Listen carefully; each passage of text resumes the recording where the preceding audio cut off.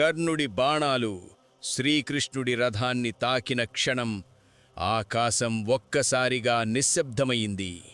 అది సాధారణ దాడి కాదు, భగవంతుడిపైనే పడిన బాణం. ఆ క్షణంలో రథధ్వజంపై ఉన్న ఆంజనేయుడు అసలు నిజాన్ని గ్రహించాడు. ఆ క్షణమే హనుమంతుడి కళ్లలో అగ్ని రాజుకుంది. ఇంకా ఆగలేదు.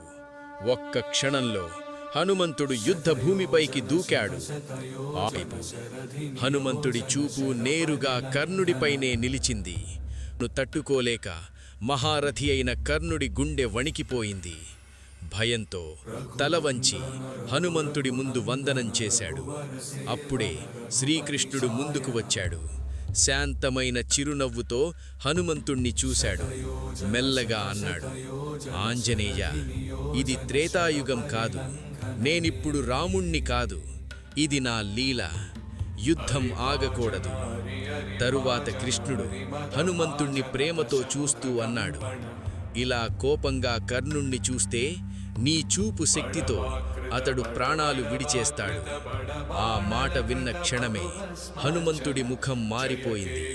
కోపం కరిగిపోయింది. ఏమీ మాట్లాడకుండా నెమ్మదిగా వెళ్ళి మళ్లీ రథధ్వజంపై కూర్చున్నాడు. కృష్ణుడి మాటను దాటి వెళ్ళలేని భక్తుడు హనుమంతుడు. కాని ఆ రోజు కర్ణుడికి తెలిసిపోయింది, భగవంతుణ్ణి రక్షించే భక్తుడు ఎంత భయంకరుడో, ఎంత అమాయకుడో. జై హనుమాన్, జై శ్రీకృష్ణ.